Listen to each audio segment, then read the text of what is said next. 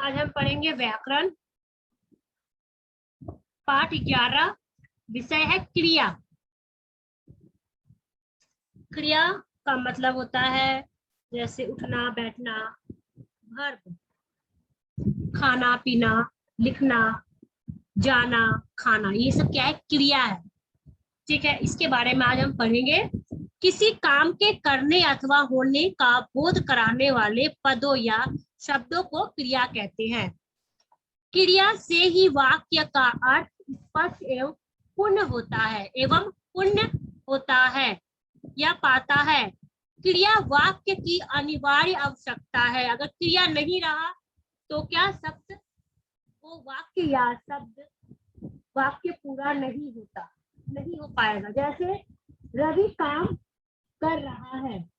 अगर रवि काम कर रहा है मतलब कुछ कर रहा है। अगर रवि किया तो क्या किया? ये क्वेश्चन मार्क हो जाएगा, प्रश्न हो जाएगा। ठीक है, इसलिए किसी भी वाक्य में क्रिया का मतलब वर्ब होना अनिवार्य जरूरी है, अनावश्यक है। जैसे रवि, मैंने आज ऑफिस में बहुत काम किया और खाना खाया। तुमने आज क्या क्या किया? ये उनके पापा पूछ रहे हैं, रवि के पापा। तो रवि बोल रहे हैं, पिताजी मैं आज स्कूल गया, वहां पढ़ा तथा अपना लंच खाया।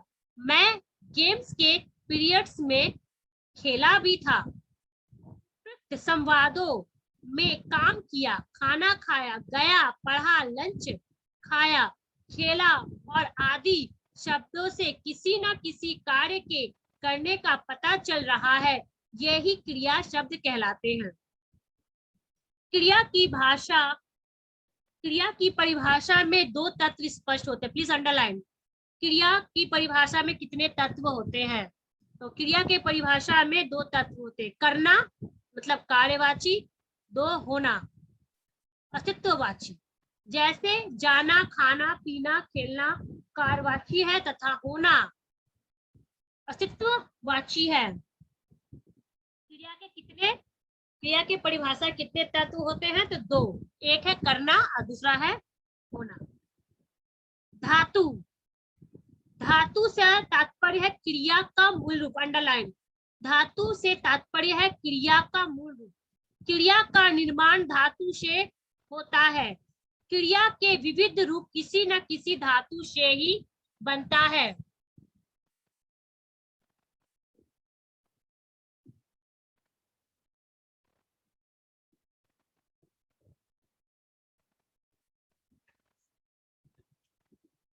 धातु का तात्पर्य किसी मूल रूप, किसी क्रिया का निर्माण धातु होता है। क्रिया के विविध रूप से किसी न किसी धातु से ही मिलता है। तो क्रिया कौन है और धातु?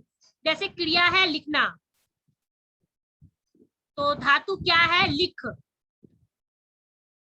ये आपको याद करना पड़ेगा क्योंकि मैं दूंगी लिखना का धातु क्या है तो आप लिखोगे लिख। बैठना का धातु क्या है तो आप लिखोगे बैठना का धातु बैठ। ठीक है, इसके बाद हम आते हैं नेक्स्ट।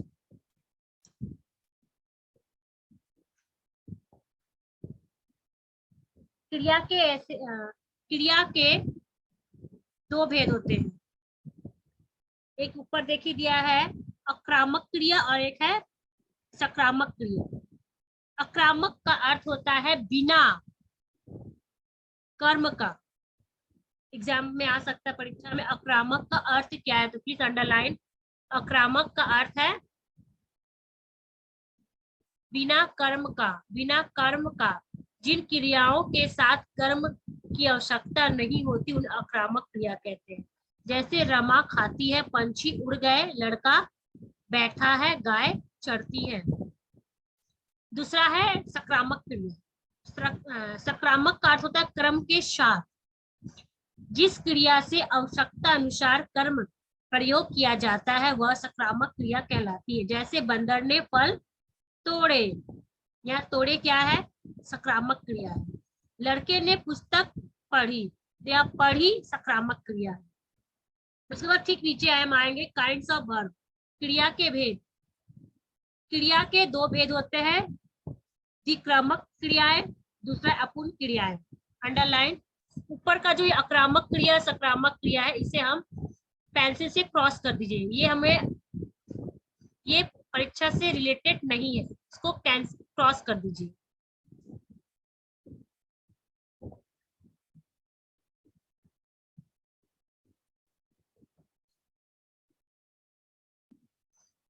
क्रिस क्रॉस, ठीक है। ये सकारात्मक क्रिया और आक्रामक क्रिया नहीं पढ़ना है, मैंने ऐसे पढ़ा दिया। अब हम पढ़ेंगे क्रिया के भेद।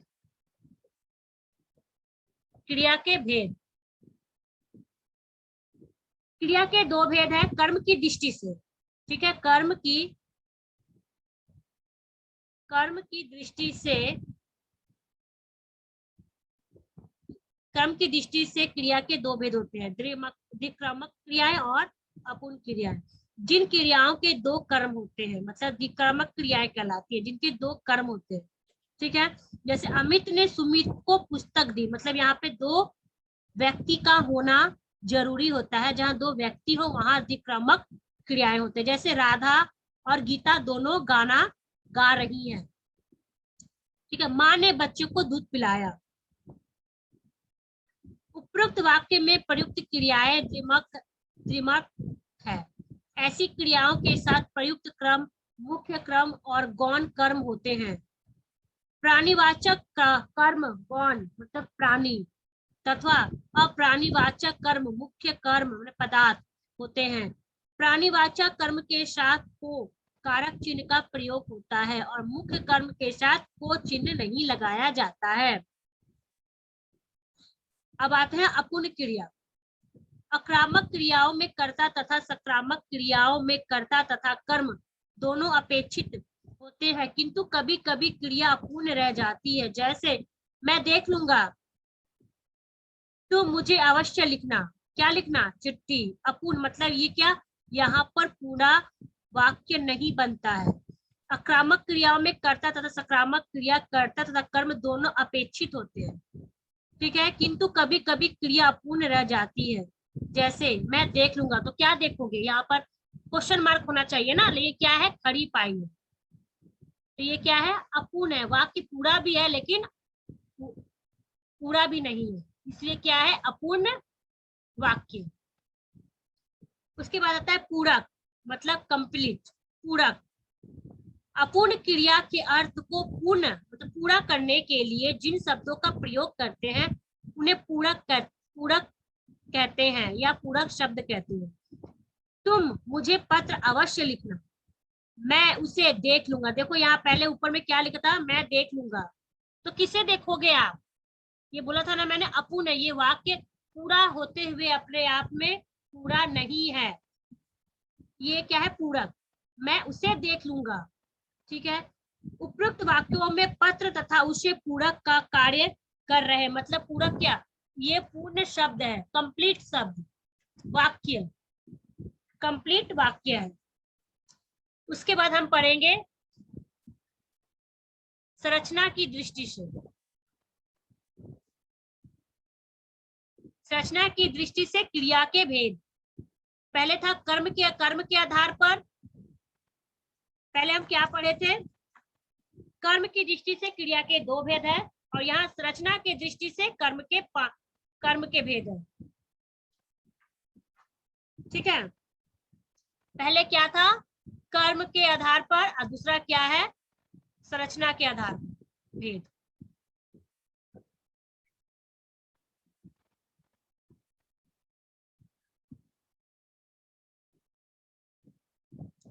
पहला है संयुक्त क्रिया, दो या दो से अधिक धातुओं के मेल से, धातु मीन्स यहाँ शब्द होगा, ठीक है। दो या दो से अधिक धातुओं के मेल से बनी क्रियाएं संयुक्त क्रियाएं कहलाती है। जैसे पंकज फिल्म देख रहा है, तो देख प्लस चुका, तो क्या हो गया, देख चुका, ठीक है। उसे सोने दो, सोने प्लस दो, तो क्या हो गया, सोने दो। तीसरा, वह यहाँ आया करता होगा, आया प्लस करता प्लस होगा, ये क्या है, मैंने पहले ही कथा बोला था, ये है क्या है, क्रिया है, मतलब जो हम करते हैं, तो करते करने का ही प्लस किया जाएगा, नाम को, संज्ञा को नहीं, या स्वरनाम को नहीं। संज्ञा और स्वरनाम को प्लस नहीं करना, बल्कि किसको करना है, क्रिया को करना है। इसलिए यहाँ पर जितना है देख, देखना क्या है, क्रिया है। सोने दो, सोना, सोना क्या है, स्लीपिंग क्या है, क्रिया है। आया करता है, तो क्या है, ये क्रिया है, तो क्रिया को प्लस किया गया है। संयुक्त मतलब दो या दो से अधिक धातुओं मतलब शब्द के मेल से बनी क्रियाएं संयुक्त क्रियाएं कहलाती है। पंकज फिल्म देख चुका है, देख प्लस चुका, देख चुका मतलब जो बीत चुका है। ठीक है, उसके बाद हम आते हैं प्रेरणार्थक क्रिया। जिन क्रियाओं में कर्ता स्वयं कार्य ना करके किसी दूसरे को प्रेरित करके कार्य करवाए, उन्हें प्रेरणार्थक क्रियाएं कहते हैं। जैसे माँ ने जया को खाना बनवाया, मालिक ने नौकर से काम करवाया। ठीक है, जैसे मैं अभी आपको पढ़ने बोलूं तो आप पढ़ोगे ना, तो मैंने आपसे काम करवाया, मैं बोली और आप वो काम कर रहे हो, तो ये क्या है, प्रेरणार्थक शब्द क्रिया। प्रेरणार्थक क्रिया मतलब किसी और के बोलने से वो कार्य मुझे करना है, मैं करूंगी, तो क्या है, प्रेरणार्थक क्रिया। जिन क्रियाओं में कर्ता स्वयं कार्य ना करके किसी दूसरे को प्रेरित करके कार्य करवाए, उन्हें प्रेरणार्थक क्रियाएं कहते हैं। जैसे मम्मी आपको बोली जाओ किचन में बर्तन धो दो, भले आपको धोने का मन ना करे, लेकिन मम्मी ने कहा वो काम मुझे करना है, तो मम्मी क्या है, मम्मी है कर्ता, और आप क्या है, आप दूसरा व्यक्ति है जो कार्य करेगा, कार्य करने वाले। मैं करता और आप क्या हो, क्रिया। मम्मी करता है, ठीक है, और जो लड़की काम कर रही है वो क्या है, क्रिया। ठीक है, तो वो क्या हो गया, प्रेरणार्थक। मालिक ने नौकर से काम कराया, मालिक क्या है, करता है जो स्वयं कर रहा है, कार्य कौन कर रहा है, नौकर। ठीक है, तीसरा पूर्वकालिक क्रिया। वाक्य में मुख्य क्रिया से पूर्व यदि कोई दूसरी क्रिया प्रयुक्त हो, वाक्य में मुख्य क्रिया के से पूर्व यदि कोई दूसरी क्रिया प्रयुक्त है, तो उसे क्या कहते हैं, पूर्वकालिक क्रिया। जैसे सौर्य चित्र देखकर हंसने लगा, बच्चा दूध पीकर सो गया। पहले वो जो काम किया था, उसके बाद में दो काम करने, पहले कुछ किया उसके बाद फिर दूसरा, मतलब पहले क्या, मान सौर्य चित्र देखा, सौर्य ने पहले क्या किया, चित्र देखा, उसके बाद क्या, चित्र देखकर हंसा, तो पहले कौन सा कार्य किया, चित्र देखना, उसके बाद क्या, हंसना। दो कार्य, यहाँ एक साथ दो कार्य क्रिया किया जा रहा है, एक देखना और दूसरा हंसना। जैसे बच्चा दूध पीकर सो गया, तो पहला क्या है, क्रिया पीकर, और दूसरा क्या है, सो गया। मतलब यहाँ हमें दो क्रियाएं करना है। वाक्य में मुख्य क्रिया और पूर्व यदि दूसरी क्रिया प्रयुक्त एक साथ हो, एक वाक्य में हो, तो उसे हम क्या कहते हैं, पूर्वकालिक क्रिया। ठीक है, जैसे आप मुझे प्रश्न के साथ प्रश्न बोलते बोलते आप गेम खेल रहे हो या कोई क्रियाएं कर रहे हो, तो क्या है, या मुझे प्रश्न सुनाते सुनाते आप हंसने लगे, तो पहले प्रश्न कहा आपने, उसके बाद क्या, हंसने लगे। ये क्या है, दो क्रियाएं हैं। उसके बाद आता है नाम धातु, मतलब क्या, वस्तु। नाम धातु क्रिया संज्ञा स्वरनाम अथवा विशेषण शब्द से बने क्रियापद नाम धातु क्रिया कहलाते हैं। जैसे संज्ञा शब्द में रंग का क्या हो जाएगा, रंगना, रंगना, बात, बतियाना, हाथ, हथियाना आदि। स्वरनाम शब्द में अपना, अपनाना, विशेषण गरम, गरमाना, चिकना, चिकनाना आदि। उसके बाद 5 आता है विधि सूचक क्रिया। क्रिया के जिस रूप से विधि सूचक क्रिया, क्रिया के जिस रूप से विधि, आज्ञा, उपदेश, सलाह, प्रार्थना आदि प्रकट हो, उसे विधि सूचक क्रिया कहते हैं। जैसे हे प्रभु हम पर दया कर, ये क्या है? प्रार्थना है। सदा सच बोलना चाहिए, कौन है? ये उपदेश। जैसे पापा लोग कहते हैं पढ़ोगे लिखोगे बड़े बनोगे नवाब, ये क्या है? उपदेश है। मद्यपान करना, मद्यपान करना हानिकारक है, मतलब ड्रिंक करना वो क्या है? सेहत के लिए हानिकारक है। कृपया इधर ना आए, ये क्या? अनुरोध है, रिक्वेस्ट करना। रामू एक गिलास पानी लाओ, ये आदेश देना, वो अपने नौकर को आदेश दे रहा कि मेरे लिए पानी लेते आना। सहायक क्रिया, हेल्पिंग वर्ब। वाक्य में मुख्य क्रिया के अतिरिक्त कुछ अन्य क्रियाएं भी प्रयुक्त की जाती है, जैसे वह मंदिर जाता है, तो मुख्य क्रिया क्या है? यहाँ पर जाना।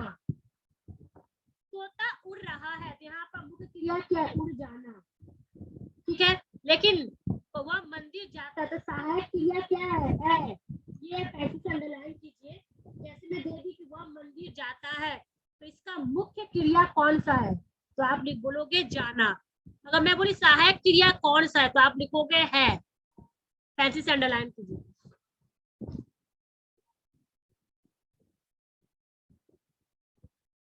वाक्य में प्रयुक्त है, हूँ, हो, था, थी, थे, प्राय सहायक क्रिया होती है। Please underline. सहायक क्रिया कौन कौन सी होती है?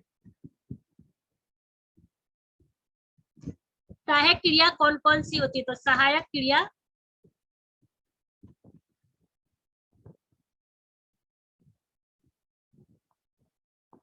मैं, है, हूँ, हो, था, थी, थे, प्राय सहायक क्रिया है। परंतु जब इनके साथ मुख्य क्रिया ना आई हो तो यह ही मुख्य क्रिया का कार्य करते हैं, जैसे सहायक क्रिया के रूप में और मुख्य क्रिया के रूप में। वह पढ़ता है, ये क्या है? सहायक क्रिया है। मुख्य क्रिया के रूप में क्या है? वह कक्षा में है। वे हंस रहे हैं, हंस का क्या होता है? हंसना का प्रसन्न, वे प्रसन्न है। मैं जा रहा हूँ, तो कौन जा रहा है? मैं दौड़ता सॉरी तुम दौड़ते हो, ये क्या सहायक क्रिया क्या है यहाँ पर? तो यहाँ पर सहायक क्रिया है हो। अब मुख्य क्रिया यहाँ क्या है? प्यासे, तुम प्यासे हो, तो मुख्य यहाँ पर क्रिया है प्यासे। मैं लड़का हूँ, यहाँ पर मुख्य क्रिया क्या है? लड़का। वे प्रसन्न है, तो मुख्य क्रिया क्या है? प्रसन्न। वह कक्षा में है, तो यहाँ का ठीक है। यहाँ पर आपका ये विषय पाठ समाप्त हो रही है। अगर किसी को डाउट है तो आप पूछ सकते हो। यस दिव्यांका।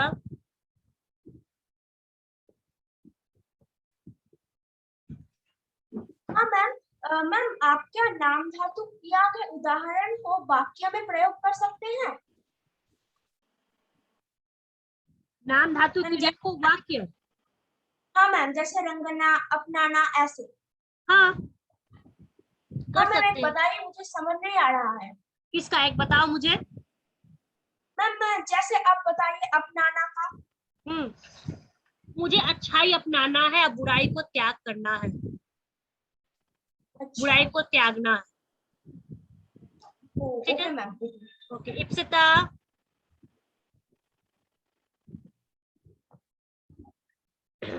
इप्सिता, इप्सिता। हाँ मैम, हाँ मैम, हाँ बोलो बोलो बोलो। मैम मेरा एक क्वेश्चन है मैम, पेज 62 में। मैम जो क्रिया और धातु के मैम सब एग्जांपल्स दिए हुई है, तो मैम लिखना से लिख, तो मैम ये क्या मौखिक और लिखित के रूप से दिए गए हैं? नहीं, ये धातु है, धातु है, क्रिया का मूल रूप है। लिखना तो हम लोग रिस्पेक्ट दे के बोलते हैं ना, रिस्पेक्ट, लिखो लिखो, लिखना। ठीक है, लेकिन इसका ना तो हम लोग जोड़ते हैं, लेकिन मेन तो टॉपिक क्या है? लिख। Okay ma'am. हम लोग खाना बोलते हैं, लेकिन मेन क्या है? खा, है ना? हाँ मैम। वैसे हाँ मैम। ठीक है। Okay ma'am. और किसी को कुछ पूछना है? नहीं। मतलब सबको क्लियर हो गया है? ओके।